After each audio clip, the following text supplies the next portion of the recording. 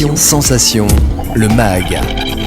Bonjour à tous, bienvenue sur Sensation. Le prolongement du RER E se poursuit en Île-de-France avec une inauguration prévue fin 2026 dans les Yvelines qui marquera la fin du projet EOL et plus précisément dans la vallée de la Seine. Pour en parler avec nous, je suis avec Richard Delepierre, vous êtes vice-président des Yvelines délégué au transport et aux mobilités. Bonjour. Bonjour. Alors le RER E devrait donc desservir les Yvelines en s'arrêtant notamment à Mantes-la-Jolie, un projet d'extension qui permettra de faire notamment Mantes-la Défense en 40 minutes environ. Ce RER E, est-ce qu'il a fallu se battre et démontrer son utilité sur le territoire de la vallée de la Seine pour l'obtenir ? Alors il a fallu assurément se battre, ça fait maintenant plus de 35 ans que ce projet a démarré dans l'est de la région parisienne. Il devait arriver initialement à Versailles, et puis comme il a fait une pause de presque 20 ans, on a eu le temps de retravailler le projet, et donc le président Bédier s'est beaucoup battu pour réorienter la fin du projet à l'ouest sur la vallée de la Seine, arguant du fait que c'était essentiel pour ce territoire qui était un peu délaissé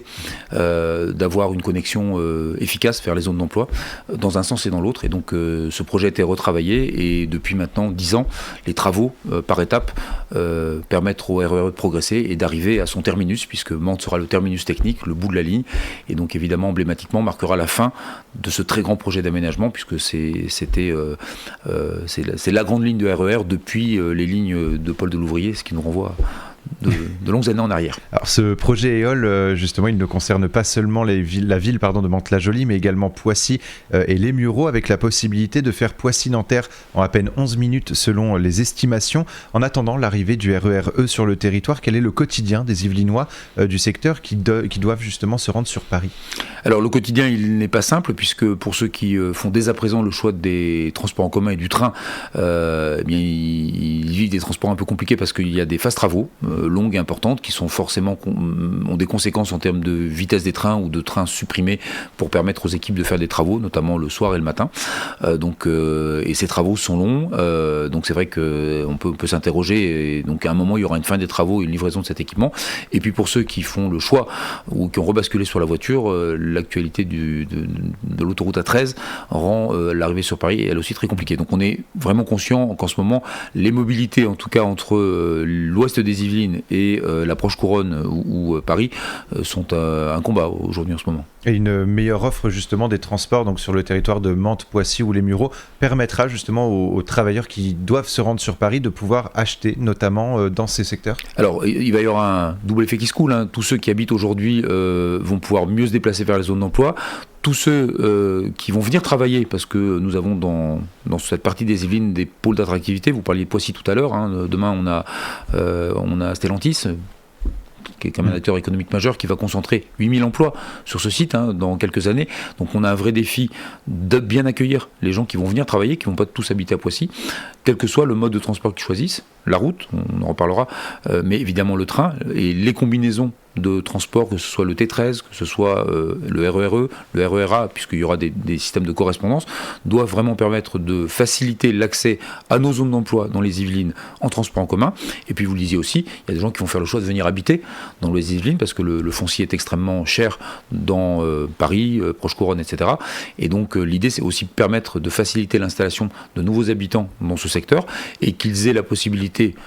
évidemment, parce qu'on est dans les Yvelines et tout n'est pas dense, de pouvoir se déplacer commodément en voiture, mais sur les grands axes, et la vallée de la Seine est historiquement un axe extrêmement important, pas que pour les marchandises, qu'on ait une offre de transport performante en transport en commun, et c'est vraiment tout l'enjeu, toute la symbolique de l'arrivée du RER E, qui vient moderniser une offre ferroviaire qui existe, puisque il y a quand même des trains qui passent depuis longtemps à Mantes-la-Jolie. Ce RER E, donc, qui ira justement jusqu'à Mantes-la-Jolie, il a notamment insufflé la réhabilitation de 10 gares sur le territoire. Pourquoi cette réhabilitation était nécessaire ? Parce que ces gares étaient plus que centenaires, c'est des gares qui sont arrivées du temps de la vapeur, donc à l'époque où les matériels n'avaient pas tout à fait la même tête, et notamment en termes d'accessibilité. Le matériel du RER E est un matériel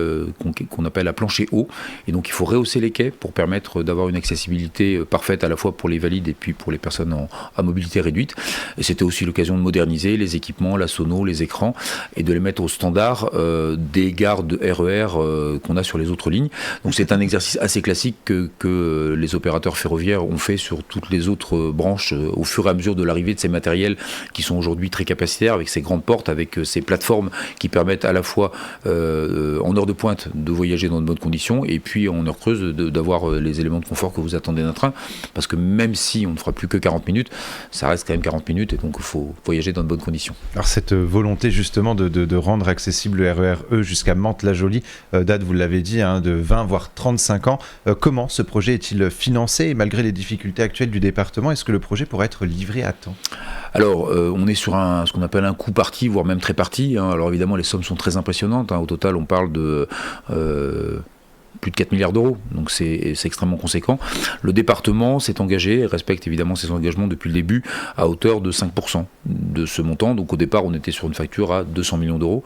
Aujourd'hui, avec les avenants et les écarts liés à la complexité et difficulté du chantier, la part du département, c'est toujours 5%, mais c'est 300 millions d'euros. Donc on a abondé de 100 millions d'euros. 100 millions d'euros, c'est des sommes extrêmement importantes dans un contexte financier qui est tendu, mais bien évidemment, il n'est pas question que le département des Yvelines, comme celui des Hauts-de-Seine d'ailleurs, n'honore pas sa parole, et on accompagnera, on l'a dit, jusqu'au bout ce projet, parce que c'est une question de responsabilité. Après, on le redit à chaque débat en conseil départemental, ce sont des sommes très conséquentes, donc ce sont des choix politiques forts pour permettre d'assurer une desserte de qualité sur le nord du territoire. Et toujours sur la thématique des transports, le département des Yvelines souhaite soutenir la vallée de la Seine dans son renouvellement économique. Cela passe par l'offre des transports. Quels sont les projets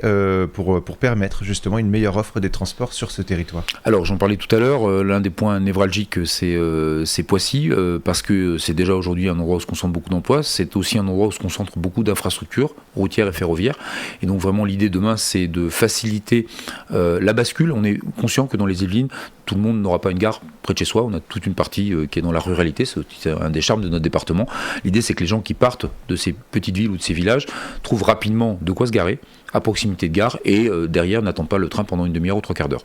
Voilà, et donc c'est ce défi qu'on a relevé. Aujourd'hui, on a la chance d'avoir le RERA qui existe déjà, le RERE, donc qui vont être des lignes très structurantes. On va y plugger,